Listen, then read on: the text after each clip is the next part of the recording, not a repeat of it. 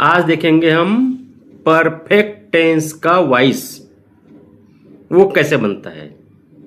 अभी हमने कैसा है कि वॉइस की शुरुआत की है। वॉइस के बाद देखेंगे डिग्री, नरेशन, आर्टिकल सभी पढ़ेंगे, पर हमने शुरुआत की है वॉइस से। हमने पहले इसके पहले में बनाए simple present tense, simple past tense, सभी देखते हैं हम परफेक्ट टेंस का वॉइस। अब परफेक्ट बोले तो have, has present tense, had past tense और shall have, will have future perfect tense. इस तरह से होता है। तो अभी हम देखेंगे हैव, हैज और हैड कैसा लगता है, कहां लगता है। जैसे कि they have written a letter, कैसा बना, they have written a letter. अब इसका वॉइस बनाएंगे। अभी ये वाक्य काय में है, एक्टिव वॉइस में। इसका बनाएंगे पेसिव वॉइस। तो क्या बनेगा, ए लेटर, एक letter, a letter has been written by them. Subject का ऑब्जेक्ट की जगह और ऑब्जेक्ट आएगा सब्जेक्ट की जगह। अब वाक्य में लगाता है क्योंकि दे था, दे प्लूरल नंबर, एक अनेक वचन, और ए लेटर क्या बन गया, एक वचन। तो ये लेटर के साथ लगेगा हैज और अनेक वचन के साथ लगेगा हैव। तो हैव का क्या बन गया, has, has been. Has been के बाद मेन वर्ब का थर्ड फॉर्म। पहले बताए थे हमने कि किसी भी प्रकार के पेसिव वॉइस में हमेशा मेन वर्ब का थर्ड फॉर्म लगता है। तो क्या बना, they have written a letter का क्या बना, a letter has been written by them. They का बन गया देम। दूसरा वाक्य देखते हैं।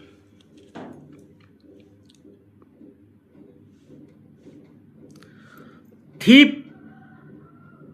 Head stolen money. मनी देखो, मनी कैसा रहता, पैसा, एक क्वेश्चन में नहीं रहता, हमेशा मनी कैसा रहेगा, प्लूरल नंबर रहेगा।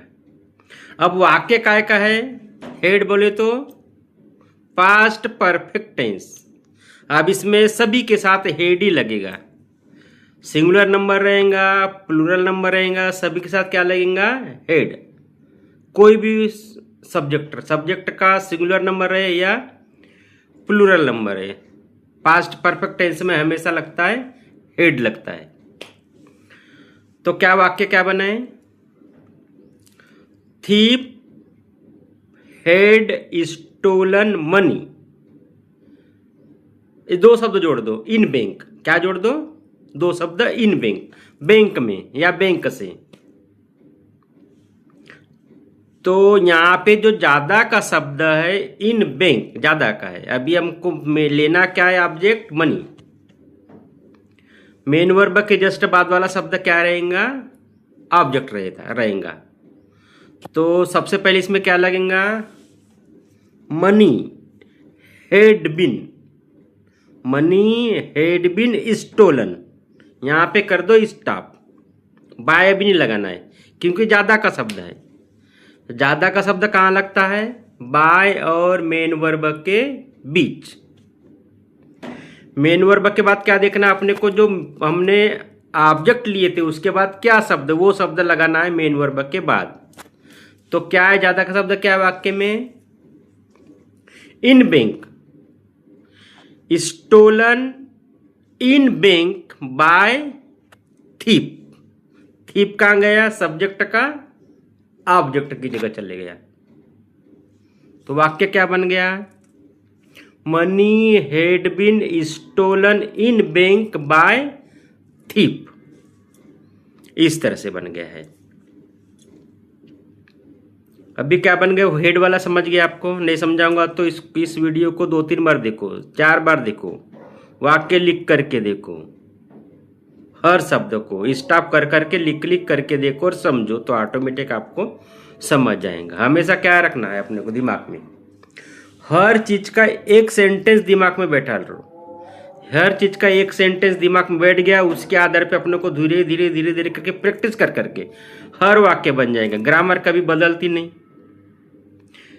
अभी तो चलो ठीक है, 10वीं से 12वीं तक, 5वीं से 12वीं तक या पहली से 12वीं तक ग्रामर सिंपल रहती है, लेकिन कंपटीशन की एग्जाम में हर शब्द का, छोटे छोटे शब्द का कहाँ पर प्रयोग होता है वो ध्यान में रखना है अपने को कंपटीशन एग्जाम में।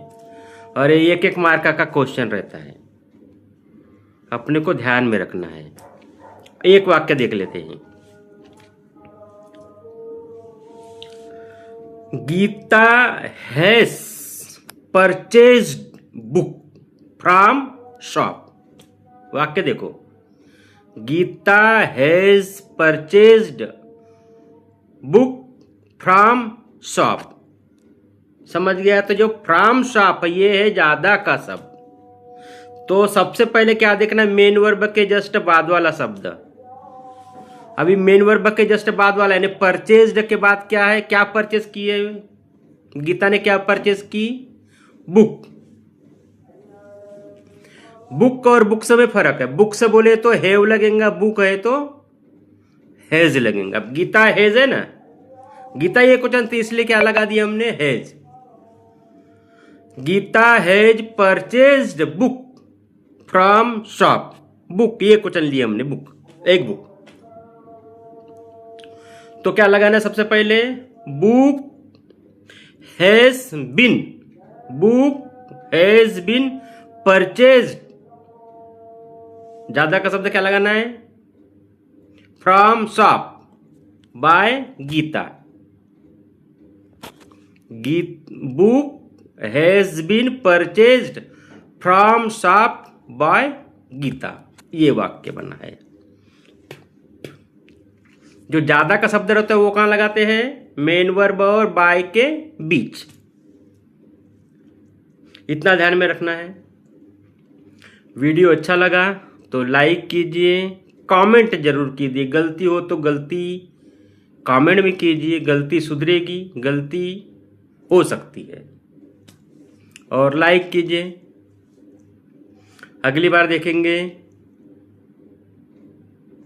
बीइंग वाला वाक्य, जो कंटिन्यूस वाला वाक्य, हर चीज का कंटिन्यूस वाला वाक्य देखेंगे। जिस वाक्य में मेन वर्ब को आईएनजी लगा है वो होता है कंटिन्यूस वाला वाक्य। उस वाक्य का पेश वाइज कैसे बनाते हैं ये देखेंगे।